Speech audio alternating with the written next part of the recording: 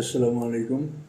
সম্মানিত সুধী, আমরা সূরা নামলের তাফসির করে যাচ্ছি ইনশাআল্লাহ। আজকে আমরা সূরা নামলের ৪৪ নম্বর আয়াত থেকে আলোচনা শুরু করব। আউযু বিল্লাহি মিনাশ শাইতানির রাজিম। কিলা লাহা দুখুলিস সারহা। রানী বিলকিস উপস্থিত হলো। সুলাইমান আসসালাম থেকে বললেন যে তুমি এই অট্টালিকায় প্রবেশ করো। ফালাম্মা রায়াতহু হাসিবাতহু লুজ্জা। অথবা যখন বিলকিস সেই অট্টালিকার দিকে তাকালো, তার সামনে সম্মুখভাগে যখন সে তাকালো, হাসিবাতহু লুজ্জা, তখন বিলকিস সেটাকে গভীর পানি অনুভব করলো। ও কাশাফাতান সাকাইহা, এবং সে তার উভয় পায়ের পোশাক খুলল। কলা সুলাইমান আসলাম বললেন, ইন্নাহু সারফুন মুমারাদুন মিন কাওয়ারির, যে এটা একটি উঁচু অট্টালিকা এবং এটাকে গ্লাস দিয়ে মুড়ে দেওয়া হয়েছে, এখানে পানি না, আপনার ভয় নাই। কলার, তখন রানী বিলকিস বললেন, রব্বিন্নী যালামতু নাফসি, হে আমার রব, আমি নিজের উপরে জুলুম করেছি সূর্য পূজা করে। এখন আমি আসলামতু মা সুলাইমান লিল্লাহি রাব্বিল আলামিন, আমি সুলাইমান আলাইহিস সালামের সাথে আমি রব্বুল আলমিনের উপরে ঈমান আনলাম। এই বলে রানী বিলকিস তার ঈমান ঘোষণা করলেন। তো এখানে অনেকগুলি কথা রয়েছে তাফসিরে, যে রানী বিলকিস তার সৈন্যবাহিনী নিয়ে যখন রওনা করলেন, তো রওনা করার পরে তারা যখন সুলাইমান আসলামের সিংহাসন থেকে অন্তত 6 মাইল দূরে অবস্থান করছিলেন, তখনই সুলাইমান আসলাম দেখতে পাইলেন যে রাস্তায় ধুলাবালি উঠছে। তখন তিনি লোকজনকে জিজ্ঞাসা করলেন যে ওখানে কারা। তখন খবর আসলো তার কাছে যে রানী বিলকিস আসছে। তো তখন এই সুলাইমান আসলাম জিন ইনসানদেরকে আদেশ দিলেন যে তোমরা মুহূর্তের মধ্যে এখানে রানী বিলকিস এবং তার লোকজন বসার জন্য অন্তত 9 ফারসাক অর্থাৎ 18 বর্গমাইল এলাকা নিয়ে একটা মাঠ তোমরা প্রস্তুত রাখো, এবং এই মাঠটাকে সম্পূর্ণ, আমরা পথের কথা আগেই বলছিলাম, যেখানে যে প্রবেশ পথ সেটাকে তারা সোনার উপর ইট দিয়ে তৈরি করে রেখেছিলেন, এবং রানী বিলকিসের ইট সেখানে তার উপঢৌকন বহনকারীরা সেখানে তাদের আনা ইট ওখানে ছেড়ে দিতে বাধ্য হয়েছিল, যে তাদেরকে যাতে এরা চোর না বলে যে আমাদের ইট তোমরা তুলেছ। যেহেতু ওরাও 500 সোনার ইট 500 রূপার ইট নিয়ে আসতেছিল, এদিকে রানীর লোকেরা নিয়ে আসতেছিল, আর এদিকে সুলাইমান আসলামের ওই রাস্তার উপরেও তারা সোনার ইট 500 জায়গা 500 ইটের জায়গা খালি রেখেছিল, আর রূপার ইটের 500 জায়গা তারা খালি রেখেছিল। তো এভাবেই এবার যখন রানী বিলকিস তার সবাইকে নিয়ে রওনা হচ্ছিল, তখন সুলাইমান আসলাম আবার বললেন যে তাদের জন্য একটা বিরাট মাঠ, এটাকে সোনার উপা দিয়ে প্রস্তুত রাখো, এবং তার জন্য অট্টালিকা নির্মাণ করো, এবং তার সামনে গভীর পানির জলাশয় জলাধার সৃষ্টি করো, এবং সেটাকে সম্পূর্ণ গ্লাস দিয়ে মুড়ে দাও, যাতে বোঝা না যায় যে এটা কি। তো গ্লাস সম্পূর্ণ স্ফটিক গ্লাস দিয়ে মুড়ে দেওয়ার পরে সেটা বোঝা যাচ্ছিল না, উপর থেকে মনে হচ্ছিল যেন গভীর পানি, এবং পানির মধ্যে সব ধরনের পানীয় জলজ প্রাণী, অর্থাৎ সব ধরনের যত মাছ আছে, অন্যান্য যত হিংস্র প্রাণী ভালো মন্দ আছে, সব প্রাণী ওর মধ্যে রাখা হয়েছে, এবং পশুগুলি এমনভাবে সেখানে সাজানো হয়েছে, পশু পাখি অন্যান্যরা, যে রানী বিলকিস দেখে অবাক হয়ে গেছে যে এত বড় নেয়ামত আল্লাহ তাকে দান করেছেন, তা আমি একে কী হাদিয়া দেব। তো এরপরে সুলাইমান আসলাম তাকে যখন ওই অট্টালিকার দিকে যেতে বললেন যে ওখানে আপনার বিশ্রামের জায়গা যান, তখন ওর সামনে গিয়ে দেখেন যে গভীর পানি, এবং পানির মধ্যে সব ধরনের মাছ। তো মানুষের স্বাভাবিক একটা স্বভাব হলো, মানুষ যদি হঠাৎ করে পানির কাছে যায় তো সে পানিতে নামবে না বা পানির মধ্যে সে প্রবেশ করবে না, কিন্তু তারপরও কিন্তু মানুষের পোশাকে হাত যায়। পানির কাছে গেলে পোশাকে হাত যায়, যে পোশাকটা আমি একটু উপরে করি, এরকম একটা স্বভাব, এটা কিন্তু মানুষের প্রকৃতি। তো রানী বিলকিস পানির কাছে যাওয়ার সাথে সাথে ওনার পোশাকে হাত গেল, এটা হলো তার মানবিক স্বভাব হিসাবে, এবং তার পোশাক উন্মুক্ত হলো, এবং উন্মুক্ত হওয়ার পরে সুলাইমান আসলাম বললেন যে এখানে এটা গভীর পানি নয়, এটা অট্টালিকা, এবং এখানে এটা জলাশয়ে পানি দিয়ে মুড়ে দেওয়া হয়েছে। সরহম মোমারাদুম মেম কামারি, সরহম বলতে উঁচু অট্টালিকা বোঝার, এখানে অট্টালিকার প্রাঙ্গণকে বোঝানো হয়েছে যে এটা গ্লাস দ্বারা মুড়ে দেওয়া হয়েছে, আপনার ভয় নেই। তো এই অবস্থা দেখে রানী বিলকিস সে সুলাইমান আসলামের পরে ঈমান আনলো, মানে আল্লাহর প্রতি ঈমান আনলো সুলাইমান আসলামের সাথে। আসলাম তো সুলাইমান মা রব্বুল আলামিন, তিনি রব্বুল আলমের উপরে ঈমান আনলেন সুলাইমান আসলামের সাথে। এখানেই রানী বিলকিসের কথন এবং এই বিষয়টা এখানে সমাপ্তি ঘটেছে। তো এরপরে কি হয়েছে সেটা কোরআনে বলা নাই। তাফসীরকাররা বলেন যে রানী বিলকিসের সাথে সুলাইমান আসলামের সাথে বিবাহ হয়েছিল এবং সুলাইমান আসলাম রানী বিলকিসকে তার দেশ শাসন অর্থাৎ ইয়েমেন শাসনের জন্য তাকে বহাল রাখিছিলেন। এবং সুলাইমান আসলাম এই মানে মাসে একবার যেতেন, 3 দিন সেখানে অবস্থান করতেন, সেখানে তার জন্য বিশাল অট্টালিকা, সুরম্য অট্টালিকা নির্মাণ করেছিলেন। এই ধরনের কথাবার্তা তাফসীরকাররা বলেন। তো আমরা এই রানী বিলকিস সম্পর্কে কথাবার্তা আমরা যা বলেছি এবং অবশিষ্ট কথা, এই রানী বিলকিস তার পিতার নাম হচ্ছে সারাহিল ইবনে মালিক ইবনে রাইয়ার মিনে ওলিদ। রানী বিলকিসের মায়ের নাম হচ্ছে মালামা বেনতে শিশান। তো অধিকাংশ তাফসীর কারক এটাই লিখেছেন যে রানী বিলকিসের মা উনি জিন্নি ছিলেন, জিন জাতির কোনো মহিলা। তো এটা সম্পর্কে তাফসীর কাররা যে কথা লিখেছে আমি তার সাথে একমত নই, তবু বিষয়টা আপনাদেরকে বোঝানোর জন্য বলছি যে রানী বিলকিসের যে পিতা সারাহিল, তারা 40 পুরুষ পর্যন্ত রাজবংশ এবং খুব অভিজাত বংশ তারা। এখন সে বিয়ে করবে, এখন কোনো পুরুষ মানে কোনো মানব জাতি তার পছন্দ হয় না, সেই জন্য এক জিনের মেয়ে বিয়ে করছিলেন। তো এই কথাটা যুক্তিসঙ্গত নয়। তার কারণ আল্লাহ সৃষ্টির মধ্যে সবচাইতে সুন্দর হলো মানুষ, তারপরে ফেরেশতা, তারপরে জিন জাতি। কাজে সুন্দরের দিক থেকে মানুষ হলো প্রথম, তারপর ফেরেশতারা সুন্দর এবং তারপরে জিন জাতি 3 নম্বর। তো এখন 1 নম্বর পছন্দ হয় নাই, 3 নম্বর পছন্দ হবে, এটা অসম্ভব ব্যাপার, এটা যুক্তিসঙ্গত নয়। তারপরে দ্বিতীয় কথা হলো যে রানী বিলকিসের পিতার নাম মায়ের নাম আছে, কিন্তু জিন মহিলা, স্ত্রীলিঙ্গ জিন মহিলাকে মানুষের বিয়ে করতে পারে এবং সেখানে তার সন্তান হতে পারে, এই কথাটা সম্পূর্ণ মানে অযৌক্তিক। তার কারণ আল্লাহ তাআলা এক জাতির মাধ্যমে অন্য জাতিকে কখনোই গর্ভবতী করেন এবং বংশ বিস্তারের এরকম কোনো সুযোগ নাই। পৃথিবীতে কোনো জাতির মধ্যে এটা এই আল্লাহ তাআলাই ব্যবস্থা রাখেন না। হাতি এবং গন্ডার একই শ্রেণীর বড় প্রাণী হলেও হাতি দ্বারা গন্ডার গর্ভবতী হয় না, গন্ডার দ্বারা হাতি গর্ভবতী হতে পারে না। ঘোড়া, গাধা, খচ্চরের একই জাতীয় প্রাণী। হাঁসগুলি মনে করেন যে এই চীনা হাঁস, তারপর পাতি হাঁস, এগুলি একই জাতির প্রাণী, কিন্তু মানে হাঁস দ্বারা মুরগি গর্ভবতী হতে পারে না এবং মুরগি দ্বারা হাঁস এর গর্ভবতী হতে পারে না। তো এই জন্য পৃথিবীতে আল্লাহ তাআলা যে সৃষ্টি এটা ধারা রেখেছেন, আল্লাহর ওই সৃষ্টির ধারা, এর মধ্যে কোনো পরিবর্তন নেই। লা তাবদীলা লিখালকিল্লাহ, আল্লাহ বলেছেন যে সৃষ্টির সাধারণ যে নিয়ম, ফিতরাত আল্লাহ নাস আলাইহা লা তাবদীলা লিখালকিল্লাহ, এই সৃষ্টির সাধারণ নিয়মের কোনো পরিবর্তন বা ব্যতিক্রম নাই। এই সাধারণ নিয়ম হচ্ছে মানুষ দ্বারাই গর্ভবতী পারে, জিন জাতি দ্বারাই গর্ভবতী হতে পারে, জিন জাতি দ্বারা মানুষ গর্ভবতী হয় না, মানুষ দ্বারা জিন জাতি গর্ভবতী হতে পারে না। কাজে এই জন্য রানী বিলকিসের মায়ের কথা যারা বলেছেন যে তার মা জিন্নি, এই কথাটা যুক্তিসঙ্গত নয়। এগুলি ইতিহাস বা এই তাফসীরের মধ্যে এগুলি স্থান পেয়েছে কীভাবে এটা বলা মুশকিল। তবে রানী বিলকিস একজন মহাজ্ঞানী ছিলেন, এতে কোনো সন্দেহ নাই।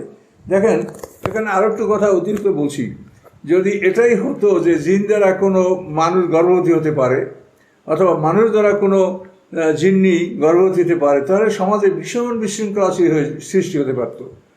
সমাজে কোনো মহিলা অবৈধ সম্পর্কের ফলে যদি গর্ভবতী হয়, সে বলবে যে আমি তো ওইগুলো কিছু জানি না, আমার কাছে জিন আসছে, জিনে আমাকে এটা করেছে, এরকম সে বলতে পারতো। তাহলে এখন এইটার বিচার কী হবে? তাহলে জিন কোথার থেকে আসলো, তাই জিন কী করলো? তো এভাবে কিন্তু সমাজে একটা লুকোচুরি বা একটা সত্যকে গোপন করা এবং বিভিন্ন রকমের কলা কৌশল মানুষের মধ্যে সৃষ্টি হতো। কাজে এই জন্য এই কথাটা কল্পনাই করা যাবে না যে মানব জাতির মাধ্যমে জিন জাতি গর্ভবতী হতে পারে অথবা জিনের মাধ্যমে কোনো মানুষ গর্ভবতী পারে। এটা অসাধারণ মিলন। এটা অনেক সময় দেখা যায় যে অসাধারণ মিলন হয়ে থাকে, মানুষ পশু, পশু মানুষ, এগুলো অসাধারণ কিছু হতে পারে, কিন্তু তার দ্বারা গর্ভবতী হওয়া এটা কিন্তু সম্পূর্ণ অসম্ভব, এটা ঠিক নয়। তো রানী বিলকিস তিনি অত্যন্ত যোগ্যতা সম্পন্ন মানুষ ছিলেন। তার প্রমাণ তিনি মন্ত্রী পরিষদের সাথে যে পরামর্শ করলেন এবং সেখানে রানী বিলকিসের যে কথাটা আল্লাহ তাআলা কোরআনে উল্লেখ করছেন, এটা কিন্তু একটা আন্তর্জাতিক কথা। ইন্নাল মুলুকে যা দাখালু করিয়াতান আফসাদুহা ওয়া জাআলু আইজ্জাতা আহলি আযিল্লাতান ওয়া কাযালিকা ইয়াফআলু, এটা একটা আন্তর্জাতিক কথা। যে বিদেশি রাজা বাদশারা যখন কোনো দেশের অভ্যন্তরে প্রবেশ করে তখন সে দেশটাকে তারা তছনছ করে এবং সে দেশের সম্মানিতদেরকে অপমান করে এবং এভাবেই এরাও করবে। তো এই কথাটা কোরআন স্থান পেয়েছে।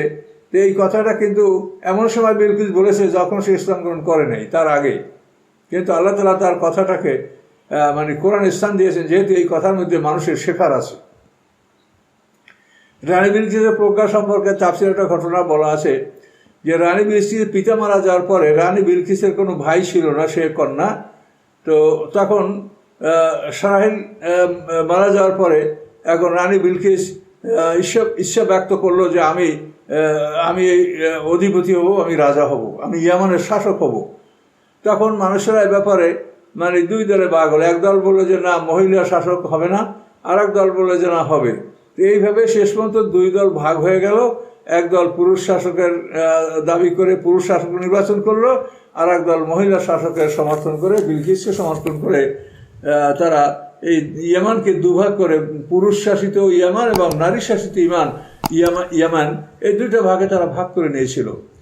এভাবেই তাদের এই ইয়ামান ভাগ হয়ে গেল রানী বিলকিসের কোনো ভাই ব্রাদার না থাকার কারণে। তো এখন এই রাজ্য শাসন চলছে, কিন্তু রানী বিলকিসের শাসন ব্যবস্থা ছিল প্রজাবৎসল এবং সে তার এলাকায় সুখ শান্তি বিরাজ করছিল। কিন্তু পুরুষ শাসক যেখানে যে অঞ্চল শাসন করত সেখানে এরকম সুখ শান্তি বিরাজ করতো না, সেখানে জুলুম অত্যাচার এবং নানা রকম অসুবিধা ছিল। তো এখন মানুষেরা পুরুষ শাসককে পছন্দ করে না, কিন্তু তাকে হটানো তো সমস্যা। তো এইভাবে যখন সাম্রাজ্যের মধ্যে একটা অশান্তি চলতেছিল তখন রানী বিলকিস একটা কৌশল করলো। রানী বিলকিস একটা কৌশল অবলম্বন করলেন। তিনি হঠাৎ করে পুরুষ যে শাসক ইয়ামানের তার কাছে চিঠি লিখলেন গোপনে যে আমি তোমাকে বিয়ে করব। তখন এই পুরুষ শাসক তো মানে আনন্দে আটখান যে রানী বিলকিসকে আমি বিয়ে করলে তো আমি সব কিছুর মালিক হয়ে যাব। উনি খুবই খুশিতে এটা গ্রহণ করলেন। তো আবার পুরুষ শাসকের জবাবে বলল যে আমি তো এই ব্যাপারে আগেই মনে চিন্তা করছিলাম, কিন্তু আমি সাহস করি নাই আপনাকে এই প্রস্তাব দিতে। তখন রানী বিলকিস বলছে হ্যাঁ, যে আমি তোমাকে বিয়ে করব, আমার আত্মীয় স্বজন লোকজনকে তুমি খবর জানাও। তখন পুরুষ শাসক রানী বিলকিসের আত্মীয় স্বজনকে জানালো। তারা বিষয়টা অসম্ভব মনে করলেন না, রানী বিলকিস এটা বলতে পারে না। তখন তারা রানী বিলকিসকে জিজ্ঞাসা করলো এবং পুরুষ শাসকও বললো যে আপনারা রানী বিলকিসকে জিজ্ঞাসা করেন, ও তার পক্ষ থেকেই প্রস্তাবটা এসেছে। তখন রানী বিলকিসকে জিজ্ঞাসা করা হলো, তিনি বললেন যে হ্যাঁ, আমার ছেলে মেয়ে দরকার, ভবিষ্যৎ বংশধর না হলে কে দেশ পরিচালনা করে, কে দায়িত্ব নেয়, কাজে আমার সন্তান প্রয়োজন, এই জন্য আমি রাজাকে বিয়ে করব, তো না তো কাকে বিয়ে করব, তো ওর সেইটে বড়ই বা দেশে কে আছে। তখন সবাই মনে করলো যে উনি ইচ্ছা করে তাই হোক। শেষ পর্যন্ত বিবাহ হলো। বিবাহের পরে সে রানী বিলকিস সেখানে গেল, সে রাজার বাড়িতে যাওয়ার পরে সেখানে ভোজ হলো, খাদ্য মানে যেরকম বিবাহের অনুষ্ঠানে হওয়া দরকার তাই হলো। এরপরে রানী বিলকিস এবং স্বামী তারা পৃথক ঘরে অবস্থান করলো, সেখানেও তাদের নাস্তা পানি খাওয়া দাওয়ার ব্যবস্থা করা হলো। তো সেখানে প্রচুর মদ সরবরাহ করা হয়েছিল। তো রানী বিলকিস কৌশলগতভাবে তার স্বামীকে, ওই রাজাকে, পুরুষ রাজাকে বেশি করে মদ পান করেছিল। তো সে বেশি মদ খাওয়ার ফলে তার মধ্যে একটা নেশা আসছিল, সে অস্বাভাবিক অবস্থায় ঘুমিয়ে পড়ছিল। তো এমত অবস্থায় রানী বিলকিস ওই পুরুষ শাসকের মাথা কেটে তার মস্তিষ্কটা ওই বাড়ির সামনে, ওয়ালের সামনে, গেটের সামনে লটকে রেখে রানী বিলকিস রাতারাতি সে পালাই চলে আসছে। সকালবেলায় সবাই এই বিবাহ বাড়ির খবর নিয়ে দেখে যে পুরুষ শাসকের মাথা কেটে তাকে দরজার সামনে লটকে রাখা হয়েছে। তখন সবাই বুঝতে পারলো যে এটা ছিল রানী বিলকিসের কৌশল। এবং এটা করার পরে রানী বিলকিস সমগ্র ইয়ামানের শাসক নির্বাচিত হয়েছিলেন এবং রানী বিলকিসের প্রজ্ঞা, জ্ঞান এবং তার যোগ্যতা সম্পর্কে সবাই একটা আশ্চর্য হয়েছিল যে এবং স্বীকৃতি দিচ্ছে যে রানী বিলকিসই আসলে সবচাইতে জ্ঞানী মহিলা এবং সেই রাজা হওয়ার যোগ্য। তো এভাবেই রানী বিলকিস শেষ পর্যন্ত ইসলাম গ্রহণ করেছেন। এটা আমরা কোরআন থেকে পাই, যেহেতু কোরআনে তার উক্তি আসলাম তু মা সুলাইমানা লিল্লাহি রাব্বিল আলামিন। এরপরে রানী বিলকিসের সাথে সুলাইমান আসলামের কী সম্পর্ক হয়েছিল তাফসীরকাররা বলে যে বিবাহ হয়েছিল। এটা হতে পারে, না হতে পারে। কোরআনে আছে যে রানী বিলকিস ইসলাম গ্রহণ করেছেন। সুলাইমান আসলামের এবং রানী বিলকিসের বিবরণ এ পর্যন্তই কোরআনে আল্লাহ তাআলা সমাপ্ত করেছেন। ওয়ালাকাদ আরসালনা সামুদ আখাহুম সালেহা, আল্লাহ বলেন নিশ্চয়ই আমি সামুদ জাতির নিকট তাদের ভাই সালেহ আলাইহিস সালামকে পয়গম্বর হিসেবে প্রেরণ করেছিলাম এবং তিনি এভাবে আহ্বান জানিয়েছিলেন আনাইবুদুল্লাহ, তোমরা আল্লাহর ইবাদত করো। ফায়জাহুম ফরিকান ইয়াকতাসিমুন, এই দাওয়াতের ফলে তারা দুই দলে বিভক্ত হয়ে তারা ঝগড়া তর্ক শুরু করলো। একদল সালেহ আলাইহিস সালামকে পয়গম্বর বলে স্বীকার করলো, আর এক দল তার নবুয়তকে অস্বীকার করলো। এভাবে দুই দল তারা তর্ক বিতর্কে লিপ্ত হলো। কলা ইয়া কমে, তখন পয়গম্বর বলল, হে আমার জাতি, লিমা তাস্তাজিলুনা বিসাইয়্যাতি ক্বাবলাল হাসানা, তোমরা কেন দ্রুত অকল্যাণ কামনা করো কল্যাণের আগে? তোমরা বলো যে শাস্তি আসুক, বিপদ আসুক, তুমি যে ভয় দেখাও সেটা আসুক, তোমরা এই অকল্যাণ কেন দ্রুত কামনা করছো কল্যাণের পূর্বে?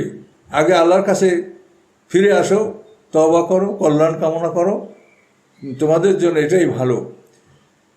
লাউলা তাস্তাগফিরুল্লাহ, কেন তোমরা আল্লাহর কাছে ক্ষমা প্রার্থনা করছো না? লাআল্লাকুম তুরহামুন, আল্লাহর কাছে ক্ষমা প্রার্থনা করলে সম্ভবত তোমরা আল্লাহর রহমত লাভ করবে। কলু, তখন সালেহ আলাইহিস সালামের জাতি বলল, কলুত্তাইয়ারনা বিকা মাম্মাক, যে আমরা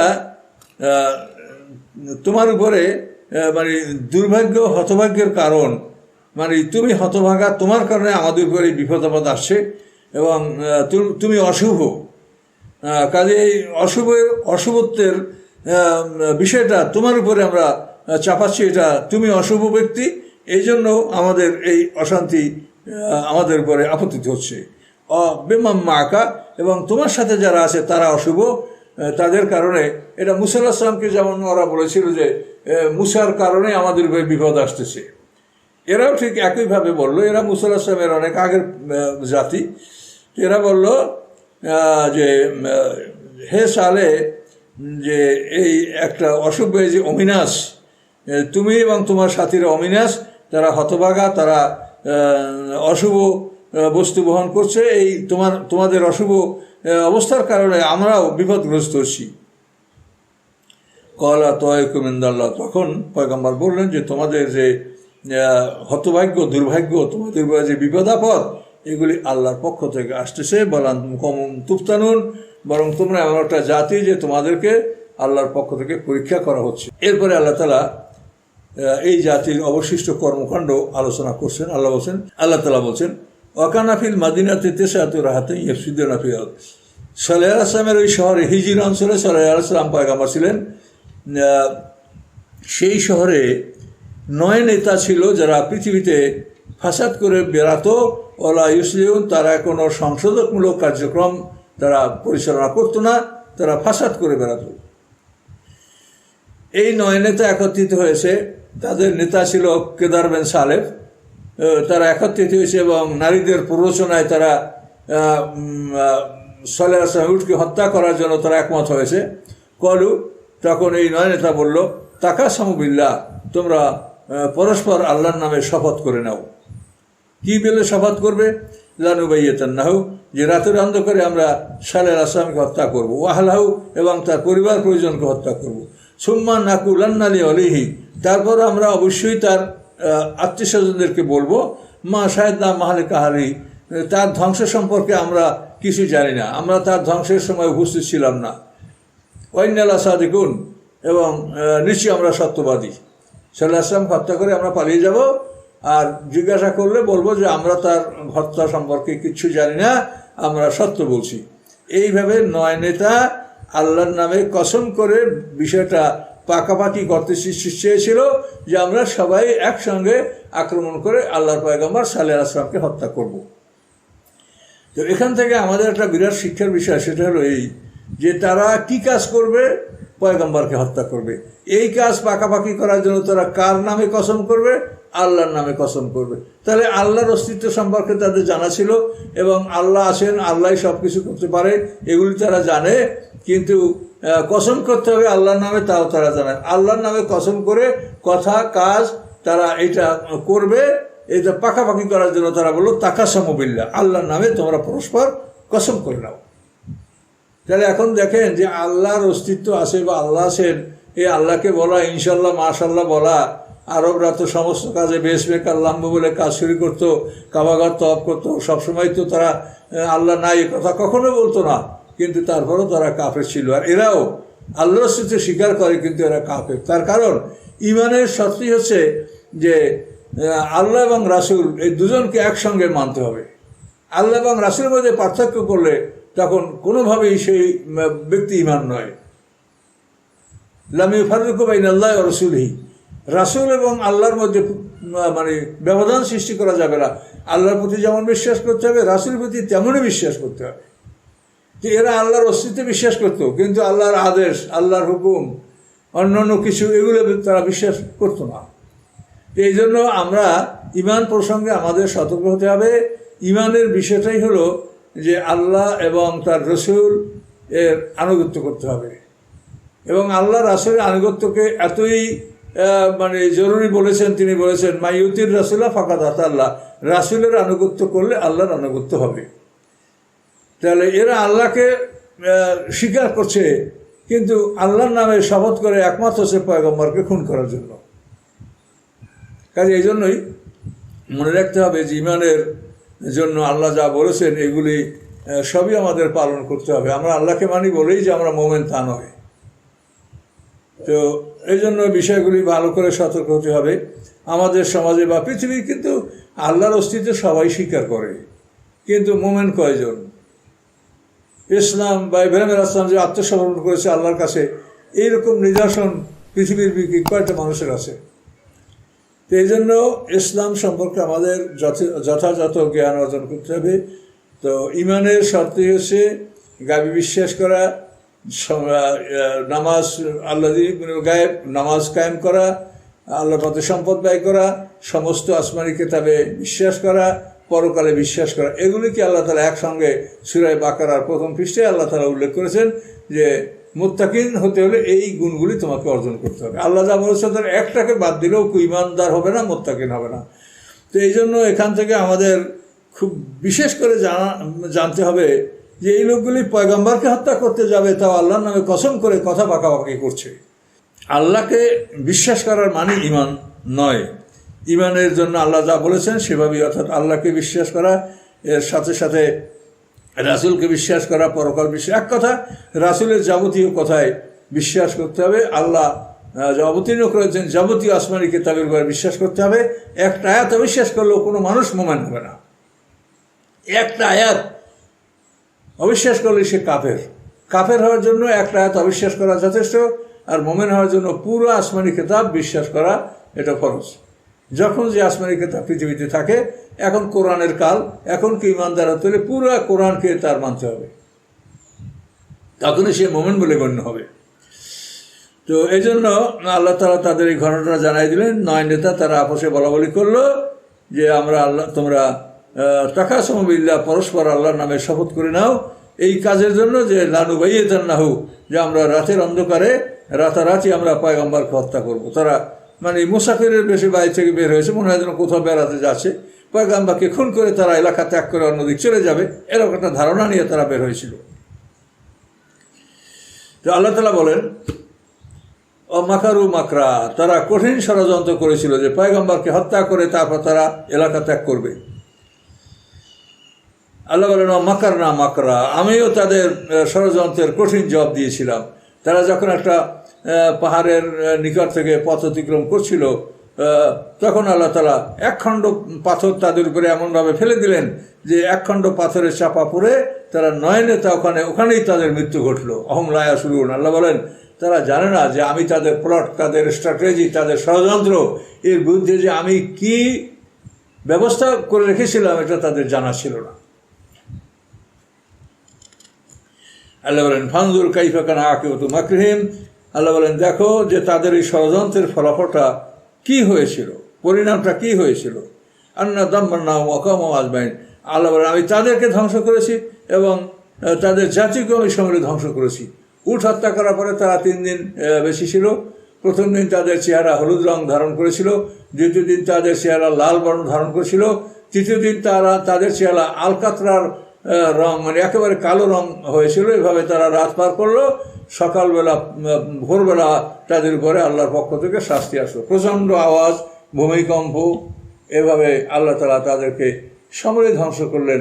তাদের উপরে তাদের শহরে জিবরিল আমিন এমন একটা আওয়াজ করেছিলেন যে তাদের বুক ফেটে সকলের কলিজাগুলি এমনভাবে বের হয়ে পড়েছিল, ফুসফুস কলিজা মনে হচ্ছে যেন মানে উপরানো, কান্নাম আজাজ ও নাকলে মন কায়ের। আল্লাহ বলছেন যে খেজুর গাছ উপরে গেলে ঢেবে ঢেবে খেজুর গাছের শিকড়ের মাটিগুলা হটে, যদি জ্বর নিয়ে খেজুর গাছটা উল্টে পড়ে যায়, উপরে যায়, তখন এই খেজুর গাছটা যেরকম ভয়ঙ্কর অবস্থা দেখা যায়, এভাবেই তারা মরে মাটিতে পড়েছিল। আজাদ ও নাকলুন খাবিয়া। আল্লাহ বলেন ফাতিলকা বুয়ুতুম খাবিয়াতুম বিমাদুন, ওই দেখো তাদের ঘরগুলি।